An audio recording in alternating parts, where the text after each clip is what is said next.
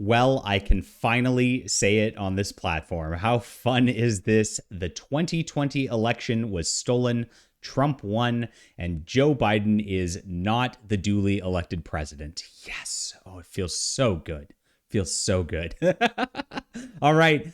Hello, everybody. My name is John Delarose. I am a science fiction author and a comic creator, and I've got my flying sparks over on BackerKit right now. I just delivered out the digital rewards to backers. If you like old superhero stories that are just a lot of fun, before they went kind of woke and crazy with all this new modern stuff, you're going to absolutely enjoy my book here. So go check it out. I am creating a counterculture to all of the craziness that's going on in the mainstream, and I would love for you to join our little movement, and you could do so by checking out the books. Thanks so much for supporting the channel. You guys have done amazing with this so far. I can't do this without you, and I really appreciate your support. All right, here it is. YouTube reverses misinformation policy to allow U.S. election denialism. Now, there's got to be a reason for this. This is YouTube, after all. So we know that it's not just because they're actually being nice about things or admitting to what's going on. But let's see what the policy is here. In the reversal of its election integrity policy, YouTube will leave up content that says fraud, errors, or glitches occurred in the 2020 presidential election and other U.S. elections, the company confirmed to Axios Friday. Now, this is really interesting because they spent 2 years deplatforming anybody who said anything, like I said at the opening of this video. I mean, they went crazy on this, and they went crazy on the COVID vaccine stuff. And we know that the COVID vaccine also is having a lot of problems, and it's being very, very poignantly highlighted by what's happening with Jamie Foxx right now, allegedly. So we'll be following that story too. But I've noticed they've relaxed their guidelines on that over the last year also. It seems like all the stuff where they tried to shut everybody up about telling the truth about these things because they wanted their agenda passed is now gone. And I know there's a bigger reason behind this. They're not just like bringing this stuff back just for the heck of it or to let us have a voice. They don't care about us. They don't want us to have free speech. They don't want us to actually have a voice in this.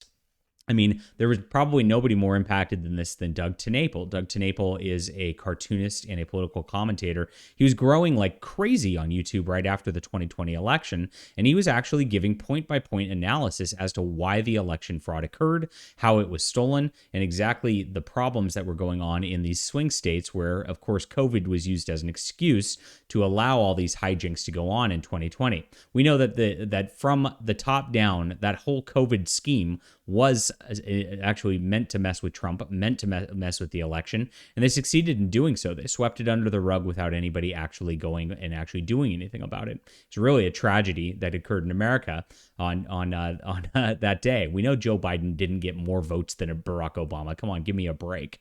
So, I'm so happy to be able to say this stuff. It just feels like liberating for once.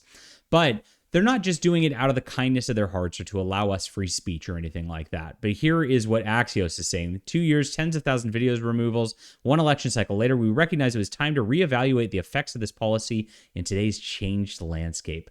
Now, this is the changed landscape. You have Joe Biden going up in 2024. He can't even stand up at speeches. You saw him falling over the other day, and he's not going to make it. And everybody knows that there's going to be a problem. Anybody who runs against him is going to look like a Superman at this juncture. And so he's really got a big problem in this coming election cycle. So what they want to do is they want to lay the groundwork in advance here so that they can say that the election was stolen. We know exactly what's going to happen. 2024 is going to occur. Joe Biden is going to just get ousted because he's such a disaster on every level for everything. We've been getting, of course, hyperinflation. Of course, we've got huge interest rates now. Wages really haven't gone up for people, so everybody's strapped. And on top of that, we now have this like crazy LGBTQIA plus whatever agenda everywhere. We have the Department of Agriculture putting up a rainbow flag. I don't know what agriculture has to do with anything like that. And it's being forced into our kids' schools. It's being forced into our kids' lives, and the government's pushing it. And nobody wants this. Parents don't want this. Of course, nobody rational wants what's going on in our society right now. We look so weak in the world that we're a joke. Everything's gone to hell, literally. And so obviously in 2024, it's not going to go well for them, but they want to go and say that the election's stolen in 2024, just like it actually was in 2020. So they're reversing these policies in advance to make sure they can do so. That's exactly the agenda here. We're not stupid. It's not just a nice thing, even though it is for the time being. That's what's going to happen in a couple years, and that is what we're going to have to prepare for in advance, and we'll watch for that here, of course. But for now, I'm so happy. This is a YouTube topic, and I'm on YouTube, and I'm happy to be able to tell the truth for once about this. And I hope that more of these censorship protocols get rolled back. I know that they still mess with the algorithm quite a bit. Whenever you talk about Pride Month or whatever in a negative light, and you talk about what's going on with that, they have been downplaying my videos so that they don't actually get out to as much audience. That's how they do want things these days, instead of giving you a strike for things like that. So until that gets removed, this really isn't the best, but we're doing what we can. We're telling the truth every way we can, and we'll continue to do so. So thank you very much for being there. I really appreciate you guys. You're amazing, and I hope that I've earned a subscribe and a like from you today, and I hope that you'll be around fighting the culture war with us for the years to come.